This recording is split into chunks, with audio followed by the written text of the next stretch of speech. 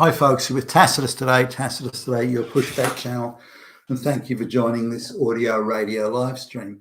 In this essay, I'd like to talk about the civil rights protest, the activity, the discussion, the debate, the propaganda, the assertions that were going on in the late 1950s, early 1960s in the United States, and even into the late 1960s, think Martin Luther King and all that sort of stuff. So I came across a comment, like a newsreel type commentary from, I think it was the early 60s, maybe 62, somewhere 1962. And what they were talking about, or the person talking about, it seemed somewhat moderate, I thought. It didn't seem like a hysterical activist, or certainly not the types you see around today. And his view, and indeed the view of others, was that all they had to do was remove segregation. So if they could get rid of segregation, then racial integration would automatically follow. As night follows day, it would just automatically take place. Now that's pretty naive, and it's pie in the sky and all that type of thing. But it seemed to be, best I can tell, a reasonably genuine belief. Now you can say the people who believed that were ill-informed, or young, or naive, or stupid, or all of the above. But the level of indoctrination that we see today wasn't so evident at the time.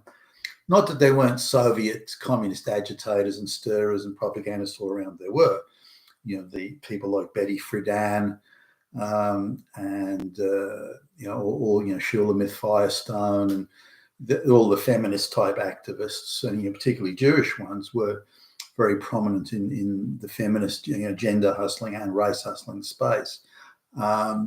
So, a lot of the kids, like college age type kids that are being asked about it, there's a heavy overrepresentation of Northeast United States Jews making these comments. So let me talk about this in a limited amount of time. Let me try and put some perspective on this, but draw out in particular this idea that integration was not only desirable but inevitable once segregation was removed. Now we can look back on that now and say, well, that's ridiculous. Who could be so stupid that they would think that? But at the time, it seems to have been, in the sense of all people that have sort of leftist leanings, particularly younger people, that's a paradise, a nirvana, a Garden of Eden is simply around the next corner if only we have the will to sort of will it into existence. And as we get a bit older and wiser and understand that things are a little bit more nuanced than that, we can see how ridiculous it is. But now, not only do young people get sucked into that sort of view, but we notice here during that time that there's also an overrepresentation of rich white people. People who've been to the most expensive private schools, to the Ivy League colleges, who's never even had to think about money or whether they can pay the rent or the electricity bill or something like that. Food, and luxurious food's always been on the table, as have servants, and as have all sorts of nannies and cooks and maids and this sort of thing. So the Kennedys are an example, a very wealthy family that were somehow obsessed with the civil rights and the plight of black people, and they had not even the slightest idea of what it was like to go without or to struggle. And yet they were very active for political reasons, sure, but they were very active in this front line of civil rights, and we have to do something. There's not enough black engineers in this or that company, this sort of thing. So now the architecture for determining a lack of civil rights or a lack of equality or racism, with the architecture of it was about the same as it is today.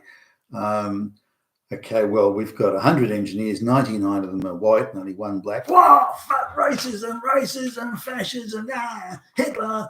And they go down that path then. So the idea was, if outcomes are not equal, there must be something terribly evil happening. And so that's set in stone. So the way to determine equality is by measuring outcomes. And if outcomes are not equal, then evil, bad things are taking place. Well, what about if there's fewer black kids going to school, or want to go to school, or goof off from school, or can't be bothered? They're not even thinking about studying complicated courses, shouldn't that be a consideration? No, the only reason that's happening is because of fascists and Nazi Hitler. So the whole narrative is that anything that every situation must have an equal outcome. If it hasn't, and bear in mind, this is late 1950s, early 60s civil rights talk, then there must be some great evil at work, some all-pervasive evil. We just have to root that evil out, and that evil is white people holding them back. So very simplistic, very childlike. And you can imagine the thing, well, my big toe is hurting me. Well, your big toe is hurting me. Your big toe is oppressing your leg. So if we cut your leg off, then the big toe can't oppress it. Okay, well, who's got a problem with that? Isn't that obvious? I mean, fuck. So this absurdly simplistic thinking, and the if we get rid of segregation, integration automatically follow was one of these. And I think from certainly what I've seen, a big part. I hadn't realised it was such a big part. Maybe it went over my head. Maybe I hadn't thought about it enough. Maybe I just hadn't seen it before. I don't know. But the idea of the reason segregation was they really went after segregation at the time, and again we're going right through to Martin Luther King and beyond. They targeted segregation in particular. So it's segregation not only in things like school, there were like black schools and white schools. There were traveling on a bus, there was the black section and the white section.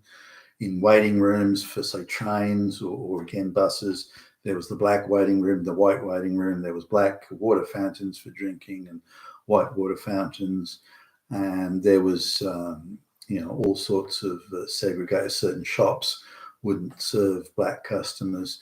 There were certain black shops that wouldn't serve white customers, but nonetheless, there was quite a lot of not so much in the Northeast. This is more in the South. States like Georgia and Mississippi and so on. And the activists from the Northeast depicted these folks in those states, the Deep South, as it were, as all being a bunch of hayseed chewing, tobacco spitting hicks, and their moral and intellectual superiors from Massachusetts and New York and so on were coming along to show them how it should be done, which was the condescension in that's mind-boggling. But anyway, so let's have a look at that. Now, why was segregation in place? So we need to give that some consideration.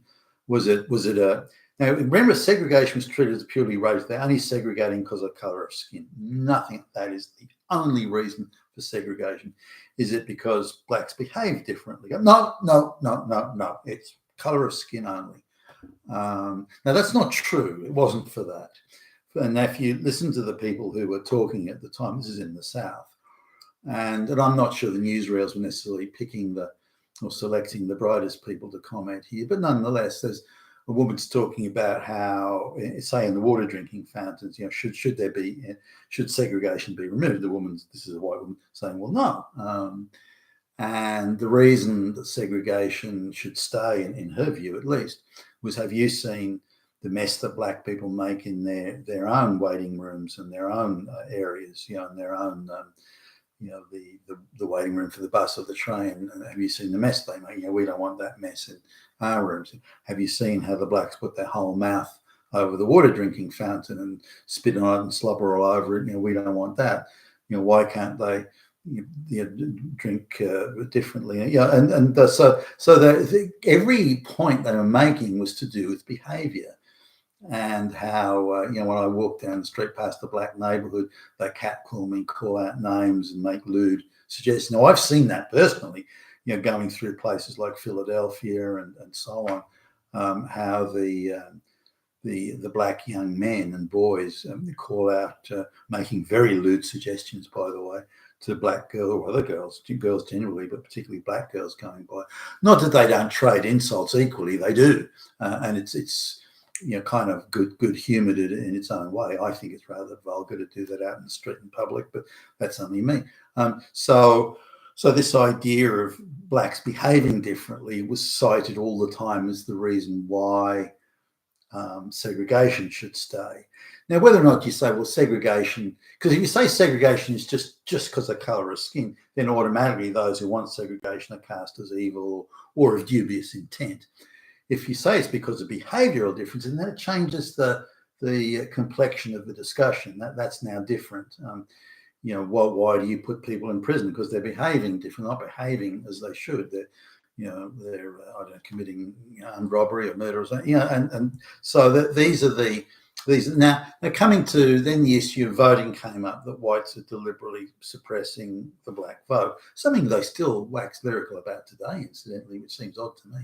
But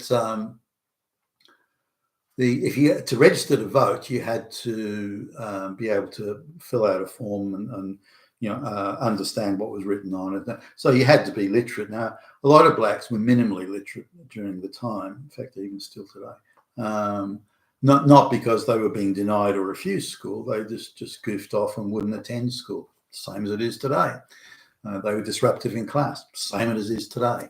They were, truanting from school and just refusing to go along to class. Same as it is today.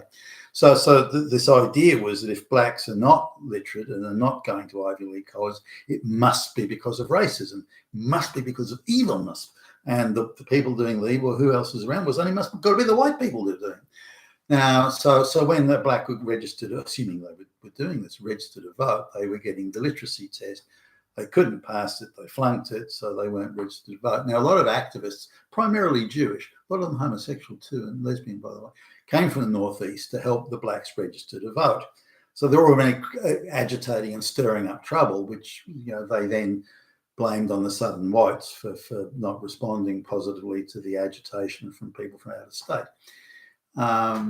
Now, they would go, these activists from the Northeast United States would come along, and then they would fill out the forms, if you like, for the black people to get them registered. And these black people could not have registered without that help. And so this was considered as of questionable legitimacy, this registration process. So denying it or refusing registration to vote continued. Now, for reasons that I understand, I don't like the way it was done, and I think they could have made a much better effort to help these people with literacy and so on. But anyway, they didn't, and so not the idea of these blacks being suppressed from the vote. That's not completely true. You can find instances of that, but that's not what was going on. So that's been misrepresented in my view. Not that you can't find a nefarious white, election official. I'm sure you can. But this idea that it was a wholesale racist thing purely against blacks because they were black, that's not true. That's a misrepresentation. And it's a misrepresentation that's become folklore and even continues to this very fucking day. Now, also an issue on school, the idea was, white schools are better providing better resources, better equipment, this sort of thing.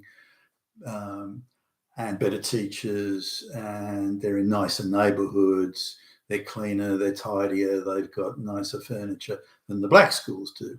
But the black kids have wrecked a lot of the furniture, they've wrecked a lot of the school.